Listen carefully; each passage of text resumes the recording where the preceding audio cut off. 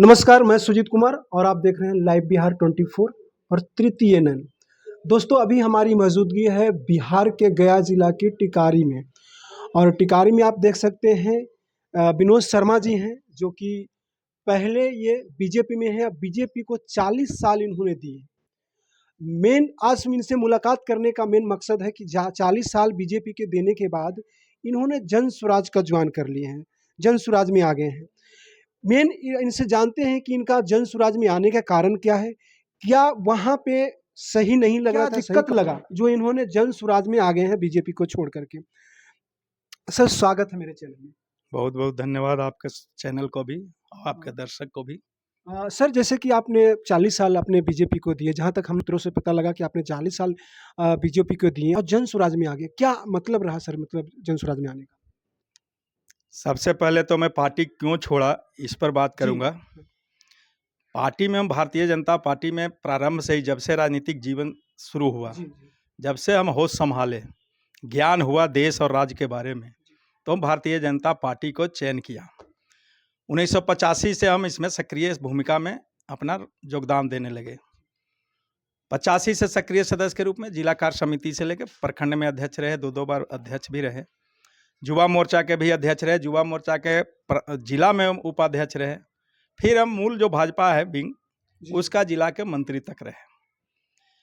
सम्मान तो मिला उतना दिन, लेकिन जैसे ही इस 10 वर्षों के काल में बिहार में जब सत्ता में भाजपा आई, उसके बाद इनके चाल और चरित्र का थोड़ा सा गड़बड़ी महसूस होने लगा। इतना ज़्यादा भ्रष्टाचार में डूब गए सत्ता के मद में कि अपने कार्यकर्ताओं का ध्यान छोड़ दिए और केवल ये अपना जितना विकास नहीं किया, उससे ज़्यादा अपने लोग विकास करना शुरू कर दिया। आप जहाँ भी देखिएगा भ्रष्टाचार का चरम सीमा पार कर गया है। आम जनता, आम लोग त्राहिमाम है। हम जब क्षेत्र में जाना प्रारंभ किए, जाते ही रहते हैं, तो पब्लिक के बीच में जब जाए, जनता के बीच में जाए, तो बहुत अपशब्द सुनने को मिलना प्रारंभ हो गया। क्योंकि भारतीय जनता पार्टी एक सोच से बनी थी कि हम जब आएंगे, लालू जी से जब त्रासदी में था बिहार, उसके विकल्प के रूप में भारतीय जनता पार्टी को लोग चयन किया था और अलायंस को। तो ये दोनों के जब एनडीए की सरकार बनी, तो हमारा अपना जो व्यक्तिगत अनुभव है वो राजद से भी ज़्यादा भ्रष्टाचार में डूब गए और किसी का कोई कहीं सुनने वाला नहीं था। चाहे कार्यकर्ता हो, पार्टी के पदाधिकारी हो, कि पब्लिक के समस्या लेके जाइए, कहीं कोई सुनने वाला नहीं था। पार्टी के अंदर में भी जब बात करना शुरू कर दिए, तो वो भी कहे कि जो जहाँ है जहाँ रहिए, जैसे चल रहा है चलेगा। इवन नीतीश जी भी कहते हैं सत्ता चल रहा है, शासन चल रहा है, कानून का राज चल रहा है। तो इस तरह से तबाही देखें। उसके बाद देखें कि जितने दल के भ्रष्टाचारी नेता हैं, जो आप बदनाम जिसको कर रहे थे कि ये भ्रष्टाचार में डूबे हुए हैं, वो सारे को भारतीय जनता पार्टी अपने में लेना प्रारंभ कर दिया। आप उदाहरण के तौर पर देखिए, बिहार से हम बोलते हैं कि जितने लालू जी के लोग थे, वो सब भाजपा और जदयू में एडजस्ट हो गए, और जब इधर आ गए तो वो जंगल राज नहीं, सुशासन राज में आ गए, और उधर थे तो जंगल राज कहे जाते हैं। इवन हमारे विधायक जी भी वहीं थे, राजदे में थे।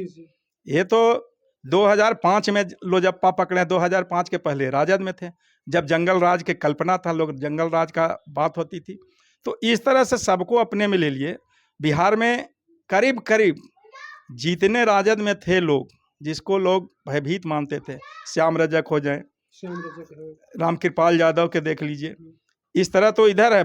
बाकी अनगिनत लोग, जितने बैड एलिमेंट थे, सबको या भ्रष्टाचारी को आप ले लिए। साधु यादव को नहीं लिए, वो आना ही नहीं चाह रहा, लेकिन उसको भी आप ले सकते हैं। केंद्र का भी वही नतीजा हो गया सत्ता के लिए।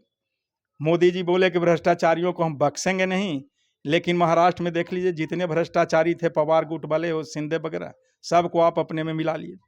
अपने कार्यकर्ता को, भारतीय जनता पार्टी के बहुत वरिष्ठ कार्यकर्ता, चाहे गोविंदाचार्य हों, संजय जोशी जी हों, वगैरह वगैरह, दिल्ली से लेकर बिहार तक अपने लोग को आप दरकिनार करते जा रहे हैं और भ्रष्टाचारी को लेते जा रहे हैं। तो ये सब देखने को मिला। उसके बाद लगा कि अब इस पार्टी में रहने लायक नहीं है, क्योंकि हम सत्ता सुख भोगने के लिए नहीं थे। हमारा था कि बिहार अच्छा सुधरे। सुधरा भी है कुछ, लेकिन सुधार से ज़्यादा अपने लोग सुधार रहे हैं। जो प्राक्कलन घोटाला कहिए या मूल्य का जो विकास हो रहा है, जिससे सोलर लाइट अब पंचायत में देखिएगा, तो जिसका दाम है 14,000, 13,000, 35,000 बिल बनता है, और राज्य के स्तर से उसको टेंडर मिला है। और सारा पैसा कहाँ जा रहा है? तो सरकार के पास जा रहा है। सरकार कोई बोलने वाला नहीं है, न कार्यकर्ता का कोई सुनने वाला। तो ये सब देख करके लगा कि इस पार्टी को अब राजपाट आ ही गया, तो अब दूसरे जो एक प्रशांत किशोर में क्यों गए? चूंकि हम राजद बदनाम पार्टी थी, जी कांग्रेस और बदनाम पार्टी थी, जी तो हम उधर जा नहीं सकते थे। जी तो इधर हम 2 साल से एकदम चुपचाप बैठे हुए थे, क्योंकि भाजपा के नाम पर जा नहीं सकते थे क्षेत्र में। अच्छा तो जब हम बैठे हुए थे तो ये विकल्प आया जन सुराज का। तो जन सुराज का जो विचार और जो इनका अभियान ये जो लेके चले प्रशांत किशोर जी, उससे हम प्रभावित हुए। सोच बना कि अगर शिक्षा और रोजगार ये दो अगर बिहार को मिल जाएगा अच्छा तरह से, तो पलायन रुकेगा और विकसित बिहार बनेगा। ये रोड और बिजली से खाली नहीं होगा, शिक्षा का उनका मूल मंत्र होगा, शिक्षा को सुधारें। इसलिए हम प्रभाव में प्रशांत किशोर जी के जन सुराज को मदद करने में लग गए। क्योंकि बिहार का हम भी व्यक्ति हैं, वो भी बिहार को बदलने के लिए चले हैं, तो हमारा भी कर्तव्य बनता था कि हम भी थोड़ा सा सहयोग जैसे करें। कि आपने बोले कि हमने विकल्प चुने के आ रहे हैं, लेकिन कुछ लोगों का कहना है, और जैसे कि आपने बोले कि मतलब अगर शिक्षा और रोजगार दो चीज़ हो जाएगा तो हमारे बिहार से पलायन रुकेगा। ये बहुत बड़ी चीज़ है यहाँ पे। अगर शिक्षा और रोजगार की भी किसी भी पार्टी, चाहे जन स्वराज तो क्या आरजेडी हो, जेडीयू हो या बीजेपी हो, कोई भी अगर शिक्षा और रोजगार लाती है तो बाकी में पलायन रुकेगी। पलायन से बाकी में बिहार को बदनामी भी हो रहा है बाहर में, और बाहर में वहाँ जाके मजदूर खट के तो आते हैं, लेकिन वही मतलब दाल रोटी इनका चल पाता है बहुत बड़े विकास के। जबकि राज्य अगर देखा जाए तो बहुत बढ़िया है, राज्य है, भूमि बहुत अच्छी है, उपजाऊ भूमि है, उसके बाद भी हम बहुत पिछड़े हुए हैं। लेकिन सवाल यहाँ पे ये आती है कि जिस तरह से जन सुराज पार्टी जो प्रशांत किशोर जी हैं, वो मतलब जमीन पे, जैसे कि आप बताएं अपनी जमीनी को बिल्कुल जमीन पकड़ के बोले कि हम जमीनी नेता हैं।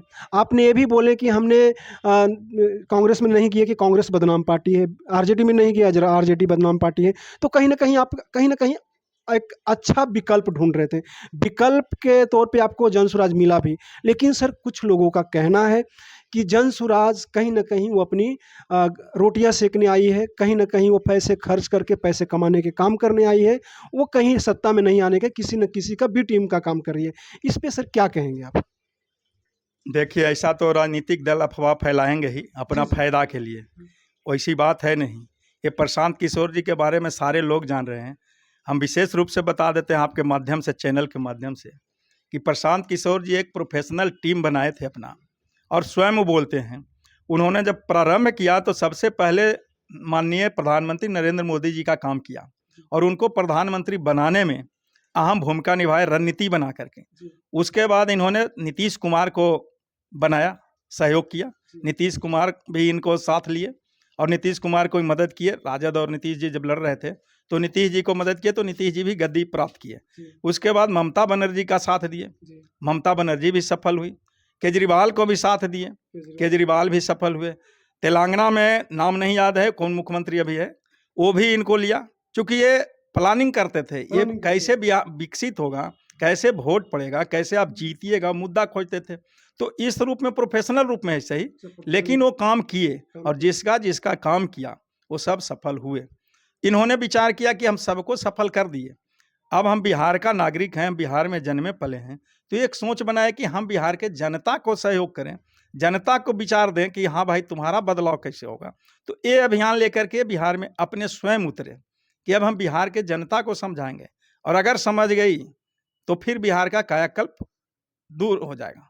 और अगर नहीं बिहार के लोग समझे तो प्रशांत किशोर के कोई चीज़ की कमी नहीं है। आप जानते हैं कि नीतीश जी उनको मंत्री का दर्जा दे दिए थे, उसके बाद भी छोड़ दिए।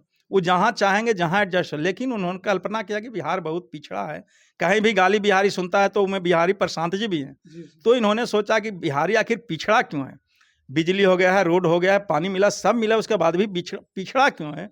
तो इन्होंने मूलभूत समस्या देखा कि शिक्षा का अभाव है, और शिक्षा अगर अभाव है तो जिसके चलते कोई रोजगार समझ नहीं पा रहा है। रोजगार बहुत है लेकिन शिक्षा के अभाव में रोजगार नहीं खोज पाता है। तो इन्होंने पहला मूलभूत समस्या वही देखा कि शिक्षा में हम सुधार लाएंगे। क्योंकि आप देख रहे होंगे कि शिक्षा कैसे चल रहा है बिहार का। मिडिल स्कूल को हाई स्कूल बनाया गया, और हाई स्कूल से फिर उत्क्रमित करके इंटर महाविद्यालय बनाया गया, लेकिन पढ़ाने वाला प्रोफेसर बहाल नहीं हुए। आज मिडिल स्कूल के हेडमास्टर मैट्रिक का फॉर्म भरवा रहा है, इंटर का फॉर्म भरवा रहा है, पढ़ाई नहीं है, तो केवल डिग्री बांटा जा रहा है इस बिहार में। तो इसको उन्होंने देखा, तो नीचे से उन्होंने देखा, कहा कि हम बिहार का जो सरकारी स्कूल है इसको हम प्राइवेट के तौर पर बना देंगे, अगर लोग सही मायने। दोस्तों ये विनोद शर्मा जी हैं जो बीजेपी को छोड़ के ये जन स्वराज में आए हैं और जन स्वराज में ये बने हुए हैं अभी।